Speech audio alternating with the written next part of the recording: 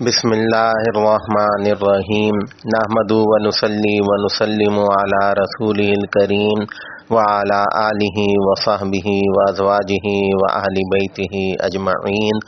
اللہم صلی علی محمد وعلی آل محمد عدد کل حرف کتب ویکتب الی ابد الآبدین ودہر الداہرین یا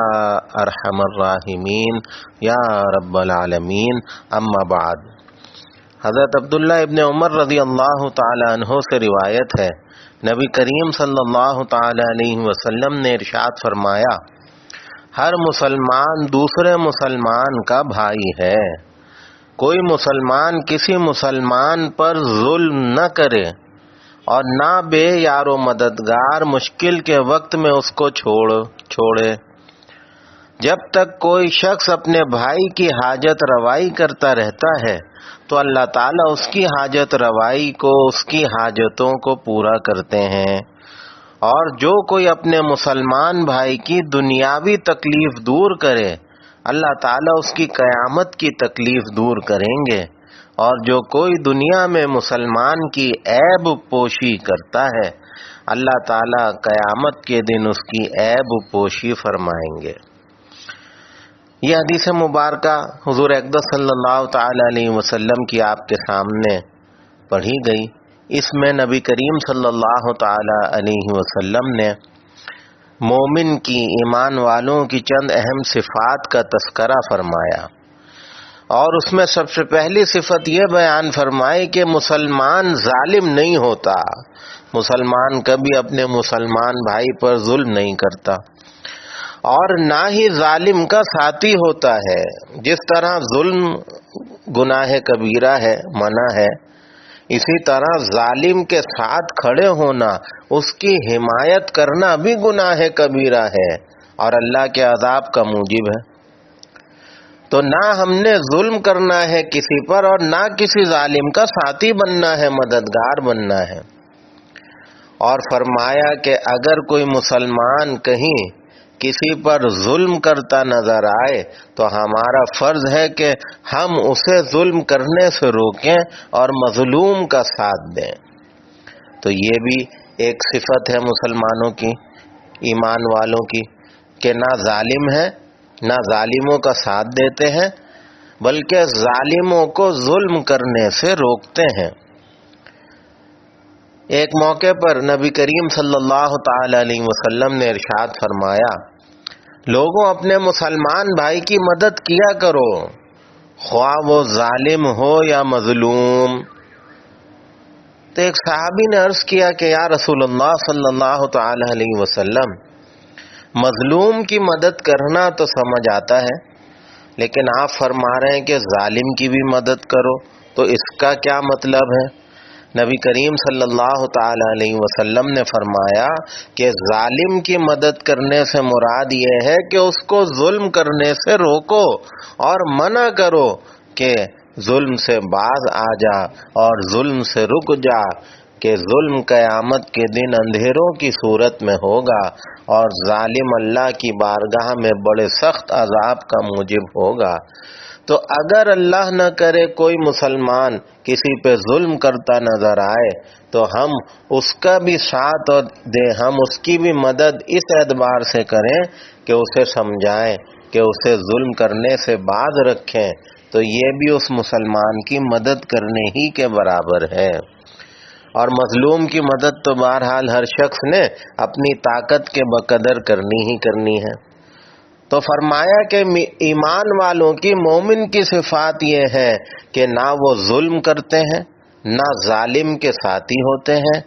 اور اگر کسی کو دیکھ لیں کہ وہ کسی پہ ظلم کر رہا ہے تو مظلوم کی مدد کو کھڑے ہوتے ہیں اور ظالم کو سمجھاتے ہیں کہ بھائی اللہ کا خوف کر اور اس ظلم سے باز آ جا۔ پھر فرمایا کہ حق تعالی شانہ نے ایک اپنی عزت و جلال کی قسم کھا کر یہ بات ارشاد فرمائی، یہ بھی حدیث کا حصہ ہے۔ آقا فرماتے ہیں کہ حق تعالی شانہ اپنی عزت و جلال کی قسم کھا کے فرماتے ہیں کہ میں ظالم سے ضرور انتقام لوں گا، خواہ دنیا میں لوں یا آخرت میں لوں، اور اس شخص سے بھی انتقام لوں گا کہ جو مظلوم کی مدد کرنے پہ قادر تھا اور اس نے پھر بھی اس کی مدد نہیں کی۔ اب بتائیے کتنا خطرناک مرحلہ ہے کہ ہمارے سامنے کسی پر ظلم ہو رہا ہو اور ہم میں اتنی طاقت ہے، ہم میں اتنی استطاعت ہے کہ ہم ظالم کو روک سکیں اور مظلوم کی مدد کریں، اس کے باوجود ہم اگر مظلوم کی مدد کو آگے نہ بڑھے تو اللہ فرماتے ہیں پھر اس کا انتقام ہم خود لیں گے پھر۔ اور اللہ پوچھیں گے کہ بھئی تم میں اتنی طاقت تھی، استطاعت تھی، تم مظلوم کی مدد کو چل سکتے تھے، اس کے ساتھ تعاون کر سکتے تھے، لیکن تم نے اپنی آنکھیں بند کر لیں اور مظلوم پہ ظلم ہوتا رہا، تو کل اللہ کی بارگاہ میں پکڑ ہوگی۔ اللہ فرمائیں گے اب ایسے تماشا دیکھنے والوں سے انتقام ہم خود لیں گے۔ دوسری صفت جو اللہ کے پیارے حبیب صلی اللہ تعالی علیہ وسلم نے ایمان والوں کی اس حدیث میں بیان فرمائی، وہ یہ کہ مومن اپنے مومن بھائی کو مصیبت اور پریشانی کے وقت میں تنہا اور اکیلا نہیں چھوڑتا، اور اپنے مسلمان بھائی کی حاجت کو پورا کرنے کے لیے بھرپور کوشش کرتا رہتا ہے، اور اس کوشش کے سلسلے میں یہ انعام ملتا ہے۔ نبی کریم صلی اللہ تعالی علیہ وسلم فرماتے ہیں کہ جب تک تم اپنے مسلمان بھائی کے کسی حاجت روائی میں بھاگ دوڑ کرتے رہو گے، محنت کرتے رہو گے، اس وقت تک اللہ تعالیٰ بھی تمہاری حاجتیں پوری کرنے میں لگے رہیں گے۔ یعنی یہ کتنی اچھی بشارت ہے۔ ہم چاہتے ہیں کہ اللہ کی مدد آئے ہمارے اوپر، ہمارے بگڑے کام بن جائیں اور ہماری حاجتیں پوری ہو جائیں، تو آقا فرماتے ہیں تم اللہ کے بندوں کی مدد کرنے والے ہو جاؤ، تم اللہ کے بندوں کے حاجت روا ہو جاؤ، ان کے کاموں کو بنانے والے ہو جاؤ۔ اگر انہیں مدد ہے تمہاری تو ان کی مدد کو چل پڑو، اگر جسمانی مدد کی ضرورت ہے تو وہ کرو، اگر مالی طور پہ تعاون کی ضرورت ہے تو وہ کرو۔ جب اللہ دیکھیں گے کہ میرا یہ بندہ تو میرے بندوں کی خدمت میں لگا رہتا ہے، ان کی حاجت روائی میں لگا رہتا ہے، تو اللہ تعالیٰ بھی آپ کے سارے کام بنائیں گے، اللہ تعالیٰ بھی آپ کی ساری بگڑی باتوں کو درست کر دیں گے، اور اللہ آپ کی حاجتیں بھی اپنے غیب کے خزانوں سے پوری کریں گے۔ پھر فرمایا کہ جو مسلمان اپنے مسلمان بھائی کی کوئی دنیاوی تکلیف دور کرے تو اللہ تعالیٰ اتنا خوش ہوتے ہیں کہ اللہ تعالیٰ اس کی قیامت کے دن کی تکلیفیں دور کریں گے۔ اب یہ کتنی اہم بات ہے۔ ہمارا کوئی بھائی، کوئی رشتہ دار، کوئی بہن، یا ان کی اولادیں، یا کوئی پڑوسی یا دوست احباب میں سے کوئی جو ہے وہ تکلیف میں ہے، اور ہم نے دیکھا اور ہم آگے بڑھے، اور آگے بڑھ کے ہم نے اپنا کردار ادا کیا،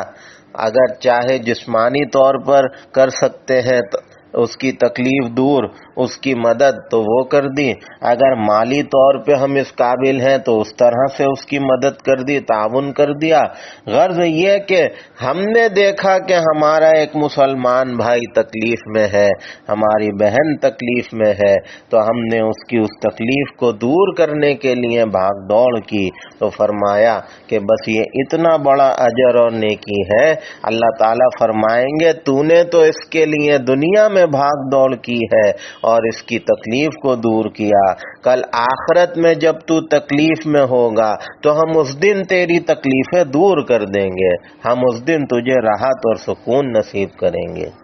تو یہ کتنی پیاری بشارت ہے اور کتنی پیاری بات ہے۔ تو یہ در حقیقت میں بتایا جا رہا ہے کہ حضور اقدس صلی اللہ تعالی علیہ وسلم اپنی امت کو کس طرح سے دیکھنا چاہتے ہیں۔ آپ فرماتے ہیں کہ بھئی میری امت اس درجے کی ہو، ایسے اخلاق والی ہو جائے کہ اللہ کے بندوں کی مدد کرنے والی، ان کی تکلیف کو اپنی تکلیف سمجھنے والی، ان کے غم کو اپنا غم سمجھنے والی ہو جائے۔ یہی میرے آقا کا دین ہے، یہی میرے آقا کی سنت ہے، اور یہی میرے آقا محمد مصطفیٰ صلی اللہ تعالی علیہ وسلم کی تعلیم اور آپ کی سنت ہے